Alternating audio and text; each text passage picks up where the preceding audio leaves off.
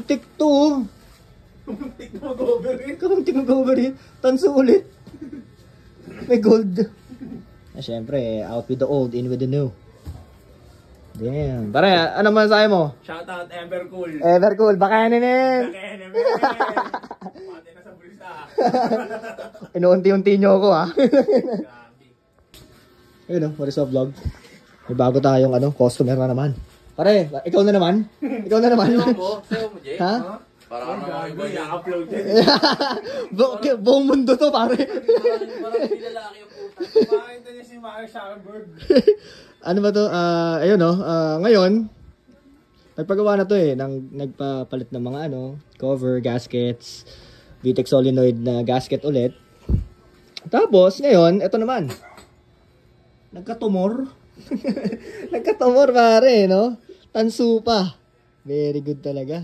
Tsaka, may alambre pare. So, ayun. Medyo unusual to dahil Honda Pare, Honda. Ano yan? Ano yung hawak mo? Ano balak mo dyan? Lagi mo sa motor mo? Motor, pwede. Pwede, no? Pwede. Taron. So, unusual to kasi Honda, no? Honda number 1 daw eh. Uy! Mas na ilaw. Ayun, so palitan natin ito yung bago niya. Evercool. Shout out! No? Shout out Evercool! So, pinalipad lang natin to. Bagong bago yan, bossing oh. Bagong bago. Okay, so titingnan lang natin kung tama ba yung tutok nito. Oil cooler niya kasi yan eh. Built-in oil cooler. Meron nga ba? Ayun, meron nga. So ito yung oil cooler niya. Dalawa. So ayun yung isa. Tapos yung pangalawa ay doon, nandito. Ayan. So tama naman. Okay. Ngayon, ang problema natin ito, paano natin huhugutin to? Ang sikip eh. Ganun lang oh. Pero dito, most likely dito dadaan yan. Yun.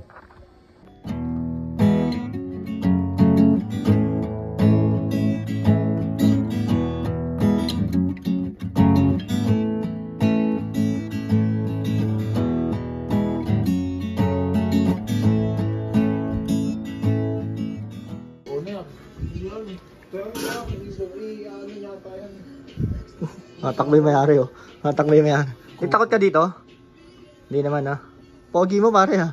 Wow! Babalasahin kita rito. Nag-aaway kasi. Bara ka ba? Siya kong balasahin eh. Ayan na.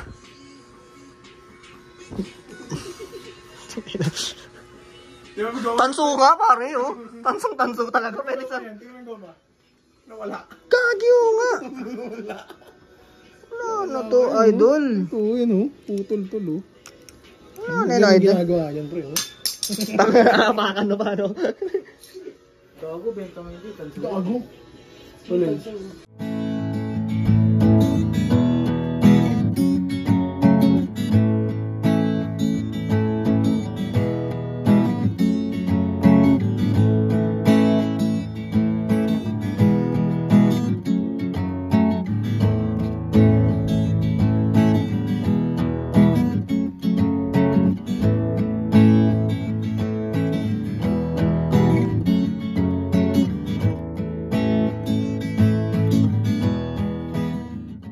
Ayun oh, putya.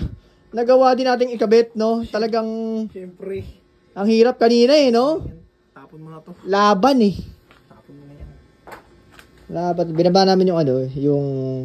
So pag ganito pala, 01, 05 na Honda Dimension. Kasi tinry namin i-pull out kanina, excuse me. Nang hindi tinatanggal yung bumper. Kaso hindi umubra. Ang bubugbugin nyo yun. Eh ito, sabi ko bago to eh. Mahal to eh. So, ang ginawa ko, niluwagan ko itong mga mounting dito. Ayan. Tapos tinanggal ko itong bumper niya. Tapos, kailangan nyo iluwa itong condenser. Ayan. Papaluluwain nyo lang naman yan. Ingat kayo sa dahil sakit ng Honda yan. Yung mga fitting na yan. Baka sumingaw. Ito, coolant yan. Coolant niya kanina. Ayan, ang green. Okay, so i-mount na natin to. Ganun lang naman. Ang hirap, no? Parang hirap. Ang hirap. Diyos ko. Ang sikip eh. Sikip. Ano naman yan, oh? Ilang yung espasyo mo. Come on, man. Ayun. finishing touches na to. Let's go.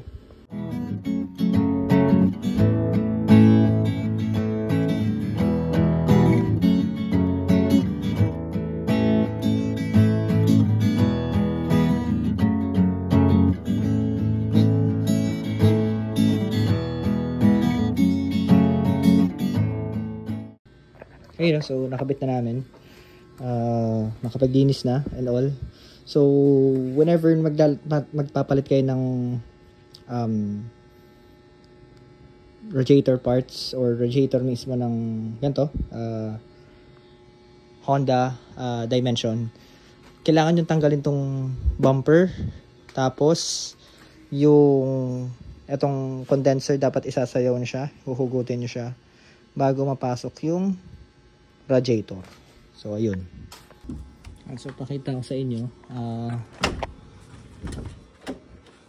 okay naman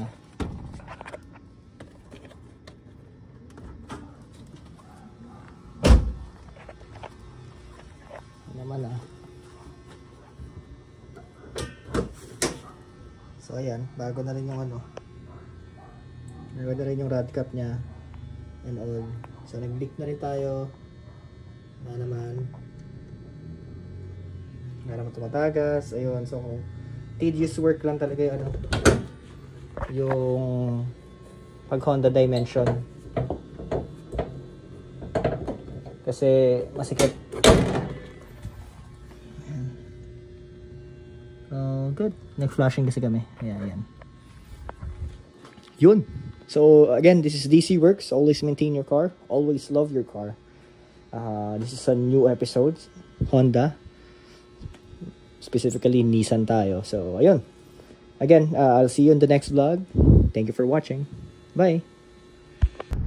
Oh, meron tayong i-vape sila sa kotse. Hindi ako. Hindi. Hindi ako. Ano iiyabang mo, tropa? Ito, niliwanag pala to. Uy!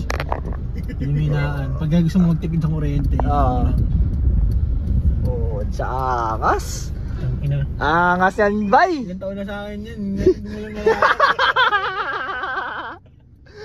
Nahihinaan pala yun, no? Honda Dimension 2005, no? Tuto. Mamatay na yan. Yak na.